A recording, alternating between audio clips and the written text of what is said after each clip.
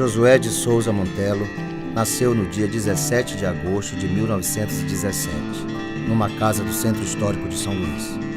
Na capital maranhense, estudou no Liceu, onde dirigiu o periódico A Mocidade, em que publicou seus primeiros trabalhos literários. Em 1932, aos 15 anos, colaborava com os principais jornais maranhenses, como Tribuna, Folha do Povo e Imparcial. Aos 19 anos, mudou-se para Belém e, ao fim do mesmo ano, 1936, transferiu-se para o Rio. Foram menos de 20 anos em São Luís, mas tempo suficiente para a construção de um imaginário que alcançava o universal através do particular, provincial, nunca provinciano, dizia Montello.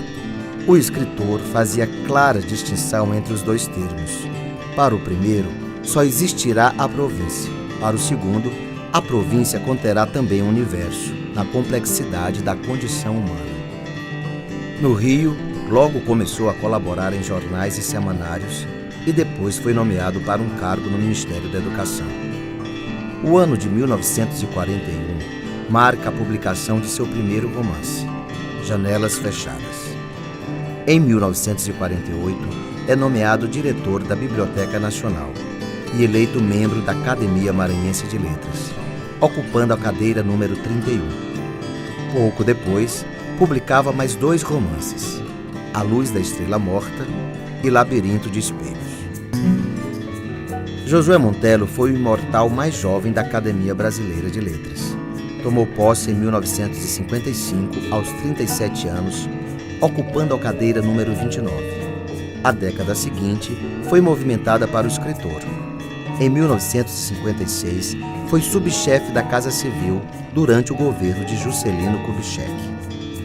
Fundou e dirigiu o Museu da República no Palácio do Catete em 1960. Lançou 2 livros, A 10ª Noite e Os Degraus do Paraíso. Já no início da década de 70, publica uma de suas obras mais celebradas, Cais da Sagração. Memórias Póstumas de Machado de Assis, Josué Montello. Prefácio. O memorialista Machado de Assis.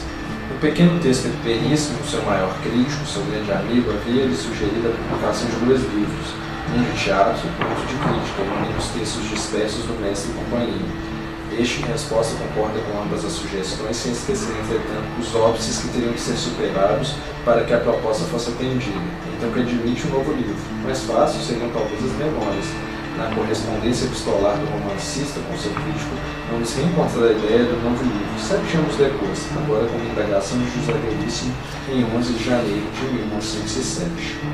Memorialista nos romances. A minha memória compõe-se de muitas alcovas meio escuras e poucas salas claras, às vezes para achar uma coisa desse no porão tão inteiro. Machado de Assis. Os novos romances que integram a bibliografia de Machado de Assis ao longo de toda uma vida consagrada à literatura podem ser divididos em 2 fases bem nítidas. A primeira iniciada com a Ressurreição, 1872, continuada com A Mão e a Luva, 1874, e Helena, 1876, iria encerrar-se com Yaya Garcia, 1871. Demarcadas as fronteiras respectivas, disse-iriam constituir a obra de 2 escritores, a despeito do parentesco estilístico que se evidencia nos 2 conjuntos, já que Machado de Assis nos faz sentir em tudo quanto lhe saiu da pena certos traços nítidos de concordância formal. Ainda não é o Machado de Assis da maturidade, o mestre que escreveu Yaya Garcia, mas já nos deixa sentir que já é Machado de Assis, com individualidade própria. 2 anos depois de Yaya Garcia, publica Machado de Assis na Revista Brasileira as Memórias Póstumas de Brás Cubas, lançadas em livro no ano seguinte, com as quais tem início a sua segunda fase, em que o romancista confia ele próprio, com a singularidade de seu gênio e o estilo mais denso e original, e tem feição nova, com um leve toque de riso literário, demarcando com nitidez a presença singular do grande escritor entre os mestres da língua portuguesa. Para trás ficar o modelo alencariano. O novo romance abre a segunda fase de Machado de Assis, aquela que, iniciada sob o signo da memória, vai desdobrar-se em mais 4 obras-primas, para encerrar-se com o Memorial de Aires, em que o próprio narrador é o personagem central, ao lado de sua mulher, conforme ele mesmo fez sentir ao seu jovem amigo Mário de Alencar no relance de uma confidência. Cais da Sagração, Josué Montello. Adeus ao velho cais. Amanhã terás, depois que partires, o vento do largo, o horizonte imenso, o sal do mar alto, Manuel Bandeira, estrela da manhã. O barqueiro Severino, herói principal deste romance, eu conheci em São Luís, sentado na amurada do cais da Sagração, em silêncio, no cigarrinho de palha no canto da boca voltado para o mar. Capítulo 1. Antes de alcançar o topo da ladeira, mestre Severino parou, ofegante, procurando encher o peito magro com a brisa que vinha da praia. Logo voltou a sentir que não podia respirar. Permaneceu imóvel, com a mão direita espalmada sobre o coração, sobrancelhas travadas, fisionomia tensa, até que o ar aos poucos devagarinho tornou a alcançar os pulmões. Lá no alto, quase em frente à igreja, voltou a parar, muito ofegante, desta vez para procurar entre as casas baixas do largo e da matriz a meia morada de beiral somente onde o doutor Estevam tinha reaberto o seu consultório, depois de uma temporada em São Luís. Aquela de janelas verdes, uma placa junto da porta, conheceu o nome de andar. Recebendo o sol da tarde, que brilhava na areia, solta no chão e bailava no pó que o vento levantava, sem a sombra de uma árvore para amenizar a travessia, mestre Severino repassou de lembrança a sua noite em claro, a cabeça apoiada nos punhos da rede, os pés roçando a esteira de palha, o quarto iluminado pela chama do candeeiro. Deitado, sentiu o peito oprimido, uma ânsia de sufocação, de cabeça levantada, podia respirar melhor. A sensação sufocante de arroxo que por vezes o atormentava durante o sono agitado, parecia passar sem que o ar de todo lhe faltasse. Vá-se consultar com o doutor, o homem teimoso, tinha dito a Lourença do quarto contigo, ao levantar-se para lhe trazer mais uma vez o chá de ervas e brilho. Em 2 tempos o doutor dá um jeito nessa sua falta de ar. E ele, levando a boca um cigarrinho de palha, depois de reprimir o pigarro renitente, se o doutor desse jeito em doença, o doutor não morria. Capítulo 39.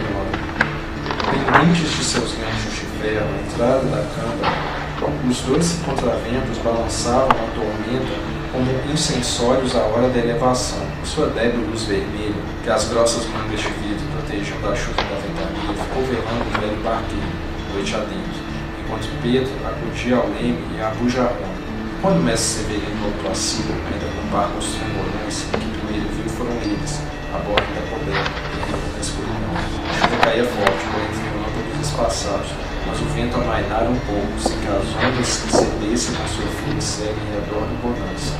Ouviam-se nitidamente as chicotadas repetidas das vagas, chofrando o casco, e o barco, embora jogando muito, mantinha-se gargarnamente ao lume das águas, resistindo aos assédios do temporal, com o Pedro na cana do leme, firme, saindo de cima.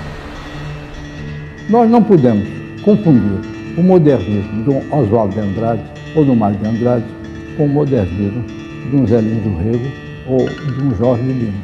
Quer dizer, são figuras inteiramente diferentes, contemporâneas, que atuam na mesma fase, mas que encontram singularidades próprias capazes de afirmar a existência de uma literatura poderosamente rica e que ainda não se havia manifestado em plenitude.